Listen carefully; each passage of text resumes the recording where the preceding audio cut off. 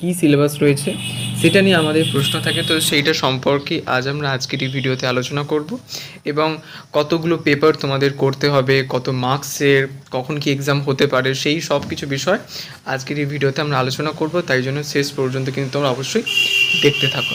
এবং আমাদের ইংলিশ অনার্সের কেউ যদি তোমরা পড়তে চাও, তোমরা তোমাদের দাদিদের জিজ্ঞেস করতে পারো 6 সেমিস্টারে, তাদেরও আমি অনলাইনে নোটস দিয়ে দিয়েছিলাম এবং তাদের সাজেশনও খুব ইজিলিভাবে তারা করতে পেরেছে এবং খুব ভালো এক্সাম হয়েছে দাদিদের, তোমরা জিজ্ঞেস করতে পারো। তো তোমরা যদি কেউ আমার কাছে পড়তে চাও তাহলে আমি সেমিস্টার 1-এর ব্যাচ শুরু করেছি।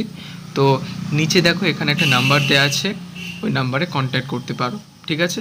মান্থলি ফিস একেবারে কম, শুধু 300 নেওয়া হবে। ওকে, চলো তাহলে শুরু করা যাক আজকের ভিডিও। তো স্পেশালি আজকের ভিডিওতে আমরা তোমাদের সিলেবাসের সম্পর্কে আলোচনা করব। আচ্ছা, তোমরা হচ্ছে 4 ইয়ার আন্ডার গ্র্যাজুয়েট প্রোগ্রামের আন্ডারে তোমরা ভর্তি হয়েছ। 4 ইয়ার আন্ডার গ্র্যাজুয়েট, এটা মনে করবে না যে হচ্ছে 4টি বছর অনেকটাই বছর, এটাও মানে এরকম ভাবলে চলবে না।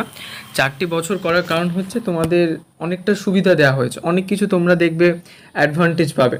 যারা 3 বছরে, অর্থাৎ তোমার দাদিরা যারা 3 বছরে করে গেছে, তাদের পরবর্তীকালে MA করতে হলে তখন 2 বছর করতে হবে।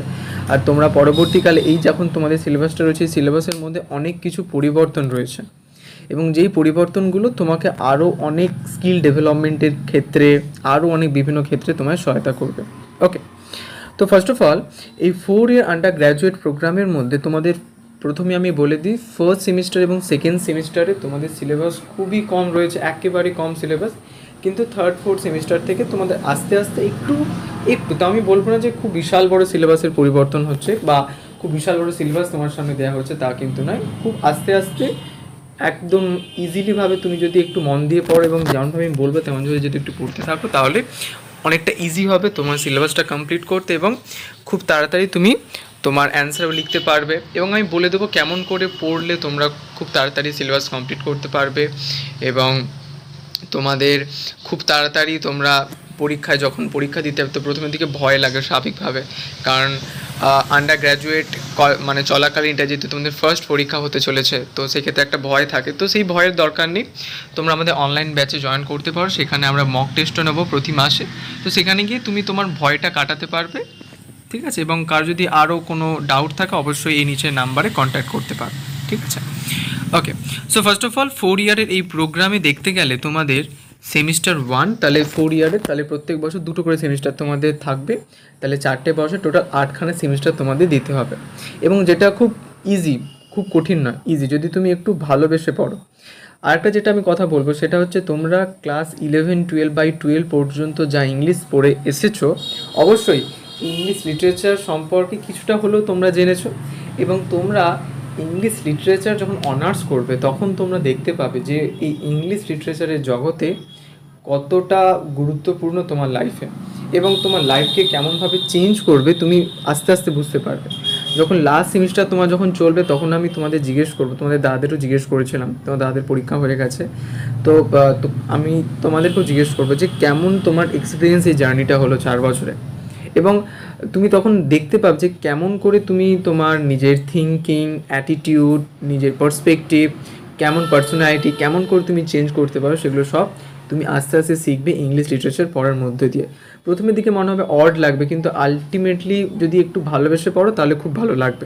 এবং আমি বলে দেবো কেমন করে পড়লে ইন্টারেস্টটা তোমাদের আরও বেশি বাড়তে থাকবে। ওকে, সো ফার্স্ট অফ অল এখানে দেখতে পাচ্ছ তোমাদের সেমিস্টার 1।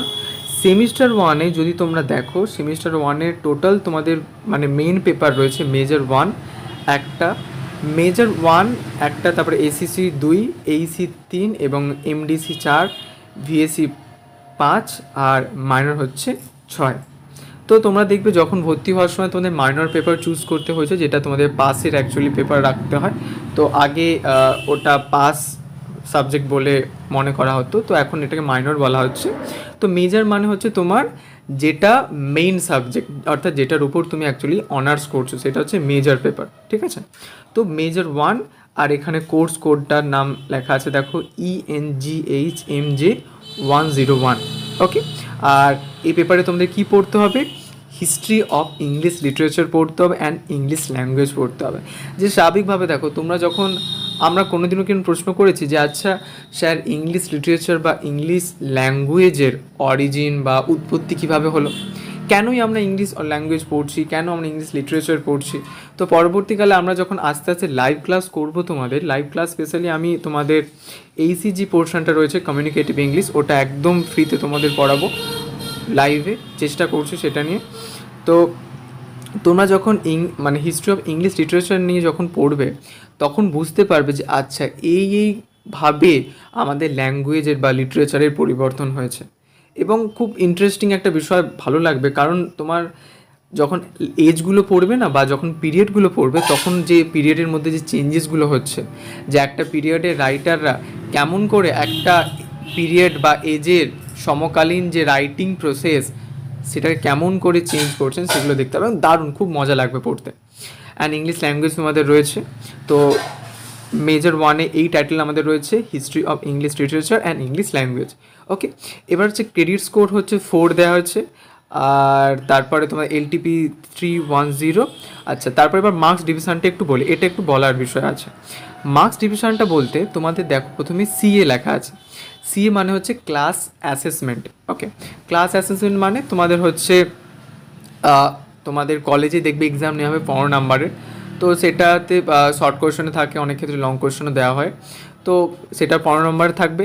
আর EAC মানে হচ্ছে এন্ড সেমিস্টার এক্সাম, আর যেটা থাকবে তোমাদের ফাইনাল, যেটা তোমাদের যদি অটোনোমাস কলেজ না হয় তাহলে তোমাদের অন্য একটা কলেজে এখানে সিট বলবে, সেখানে তোমাদের যে পরীক্ষা দিতে হবে এন্ড সেমিস্টার এক্সাম। ওকে, এবং যেটা হবে তোমাদের 60 মার্কসের। তাহলে টোটাল তোমাদের class assessment and end semester examination দুটো নিয়ে টোটাল হলো তাহলে 75। তাহলে দেখো প্রথম মেজর 1 তোমার অনার্স যে পেপার ইংলিশ অনার্স, এই অনার্স পেপারের যে প্রধান যে পেপারটি রয়েছে মেজর 1, এই পেপারে তোমাদের টোটাল তাহলে 75 মার্কস হলো ফার্স্ট পেপারে। ওকে, তারপর দেখো এসিসি পেপার হচ্ছে যেটাকে বলতে পারো সফট স্কিল। ওকে, SEC, এবং নিচে তোমাদের এখানে লেখা রয়েছে দেখবে SEC full form skill enhancement course, মানে কিছু কোর্স তোমাদের দেওয়া হয়েছে যেগুলো কী হবে, যেগুলো তোমার স্কিলগুলোকে ডেভেলপ করবে। ওকে, তো আমরা আস্তে আস্তে সিলেবাসগুলো সম্পর্কে আলোচনা করবো, এখন আপাতত এগুলো সম্পর্কে একটু দেখে নিই, তারপর আস্তে আস্তে সিলেবাসের মধ্যে আমরা যাব। সফট স্কিলের মধ্যে কী কী পড়ছে আমরা পরবর্তীকালে দেখবো, এবং এটা ক্রেডিটস করছে 3। আর ক্লাস অ্যাসেসমেন্ট হবে তোমাদের 10 মার্কসের, আর ইন সেমিস্টার এক্সামিনেশন হবে 40 মার্কসের, টোটাল হলো 50 মার্কসের। ঠিক আছে, তারপর হচ্ছে এইসির হচ্ছে এখানে তোমরা এখানে দেখতে পারো এইসির ফুল ফর্ম তোমাদের দেওয়া আছে এবিলিটি এনহ্যান্সমেন্ট কোর্স, যেটা কী হবে তোমার এবিলিটিকে এনহ্যান্স করবে, অর্থাৎ বাড়িয়ে তুলবে। ওকে, এবং যেটা টাইটেল তোমাদের রয়েছে কমিউনিকেটিভ ইংলিশ, এটাই তোমাদের আমি ফ্রিতে নোটস, ফ্রিতে সব কিছুই দিয়ে দেবো, যদি কেউ করতে চাও অবশ্যই কন্ট্যাক্ট করতে পারো আমার সাথে। কমিউনিকেটিভ ইংলিশ 1, এবং যেটা সমস্ত প্রোগ্রামের জন্য একদম কমন, সবাইকে এটা করতেই হবে, সে যেই পেপারে অনার্স করুক।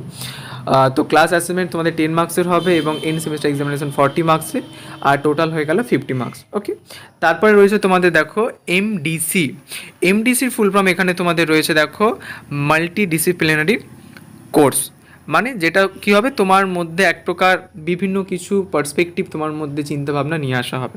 ওকে, এই কোর্সের মধ্যে দিয়ে, এবং যেটা অ্যাকচুয়ালি কিছু লিস্ট দেওয়া থাকবে সেখান থেকে তোমাদের কলেজ চুজ করবে। ওকে, তো ক্লাস অ্যাসেসমেন্ট তোমাদের 10 মার্কসের, এবং এন্ড সেমিস্টার এক্সামিনেশন তোমাদের 40 মার্কসের, আর টোটাল হয়ে গেল তোমাদের 50 মার্কসের। ওকে, টোটাল তোমাদের 50 মার্কসের হয়ে গেল। তারপর রয়েছে ভিএসি ফুল ফর্ম এখানে তোমরা দেখতে পারো ভ্যালু অ্যাডেড কোর্স, যেটা তোমার কোর্সের মধ্যে একটা ভ্যালু অ্যাড করছে, এবং যেই পেপারের নাম, কোর্সের নাম হচ্ছে VAC 01, আর টাইটেল তোমাদের রয়েছে ইএনভিএস বলতে এনভায়রনমেন্টাল ব্যাপার। ঠিক আছে, সেগুলো নিয়ে একটু আলোচনা করতে হবে, তো সেগুলো তোমরা একটু ক্লাসগুলো ভালোভাবে অ্যাটেন্ড করবে কলেজে, এবং একটু প্রিভিয়াসের কোয়েশ্চেন দেখবে, অসুবিধা হলে আমাকে অবশ্যই বলবে। তো ইজি, তেমন কঠিন লাগবে না। ঠিক আছে, তুমি আজ পর্যন্ত ক্লাস 10 পর্যন্ত যা যা জীবন বিজ্ঞানে পড়ে এসছো সেগুলো নিয়ে একটু এখানে জাস্ট ইন ডিটেল একটু আলোচনা হবে, তেমন অতটা কঠিন লাগবে না। আর ক্লাস অ্যাসেসমেন্টে হবে তোমাদের 50 মার্কস, আর end semester examination 50 marks, total 100 marks. তাহলে ইএনভিএস একটা খুব বড় স্কোপ তোমাদের নাম্বার তোলার ক্ষেত্রে। ঠিক আছে, ভালোভাবে কিন্তু ইএনভিএসের উপর ফোকাস করে প্রথম থেকে। তারপরে দেখো তোমাদের রয়েছে মাইনর পেপার, হচ্ছে যে পেপারটা হচ্ছে মানে সবাইকে অ্যাকচুয়ালি করতে হবে এই পেপারটা। মানে এই মাইনর পেপারটা তোমাদেরকে যেমন ইংলিশ অনার্সের ক্ষেত্রে এই মাইনর পেপারটা দেওয়া হচ্ছে যেমন ENGM-I01, টাইটেল রয়েছে অ্যাকাডেমিক রাইটিং অ্যান্ড কম্পোজিশন। ওকে, তো এখানে তোমাদের ক্লাস অ্যাসেসমেন্ট 15 মার্কসের এবং ইন সেমিস্টার এক্সামিনেশন 60 এবং টোটাল হচ্ছে 75 মার্কস। তো এইভাবে তোমাদের দেখো টোটাল ফার্স্ট সেমিস্টারই হবে 400 মার্কসের, ঠিক আছে।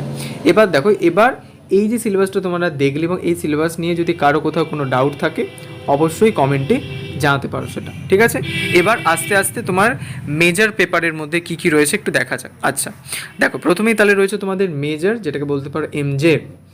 মেজর 1, যেটা টাইটেল তোমাদের রয়েছে history of English literature and English language, এবং ক্রেডিট স্কোর রয়েছে তোমাদের 4, সেম একই রকম রয়েছে। আর কোর্স কন্টেন্টসের মধ্যে ফুল মার্কস হয় 75। কোর্স কন্টেন্টের মধ্যে কী রয়েছে, একে রয়েছে দেখো তোমাদের এতে রয়েছে history of literature beginnings to 20th century.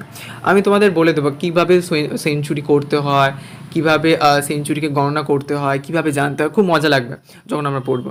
So তেমনই দেখো, এখানে তোমাদের লিটারেচারে একদম শুরু থেকে তোমরা জানা শুরু করছো। এটা খুব বিশাল বড় একটা চেঞ্জেস আনা হয়েছে NEP সিলেবাস, সে খুব ভালো, এটা খুবই ভালো। CCA প্যাটার্নে এটা অ্যাকচুয়ালি আনা হয়েছে।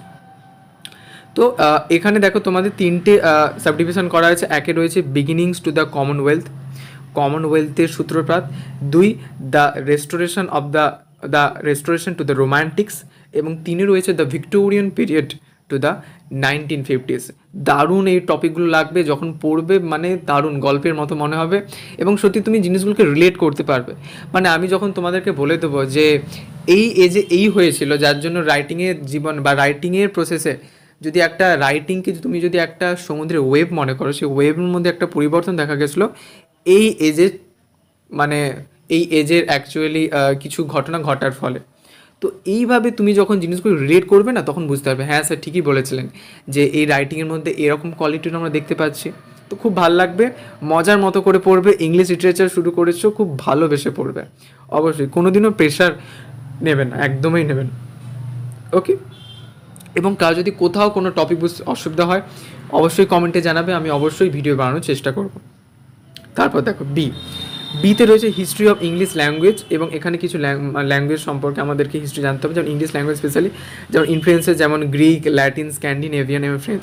মানে আমাদের ইংলিশ ল্যাঙ্গুয়েজের জগতে গ্রিক, ল্যাটিন এবং স্ক্যান্ডিনেভিয়ান এবং ফ্রেঞ্চ এই সকল যে ল্যাঙ্গুয়েজগুলো রয়েছে, এই ল্যাঙ্গুয়েজের কি ইনফ্লুয়েন্স আমরা দেখতে পাই, ঠিক আছে, সেটা সম্পর্কে আমাদের করতে হবে বিতে।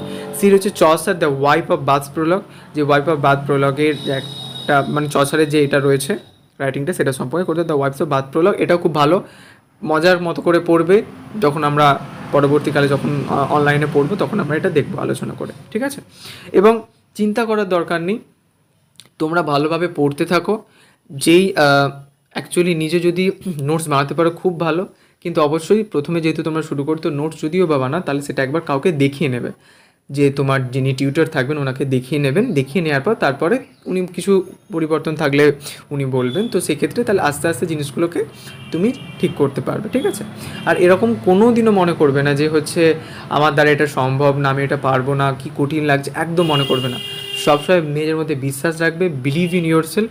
সবসময় ভাববে বাকিরাও পারছে, আমার দাদা দিদিরাও করে গেছে, আমিও পারবো, আমিও কেন পারবো না, সেরকমভাবে সবসময় ভাবতে থাকবে এবং পড়তে থাকবে মন দিয়ে।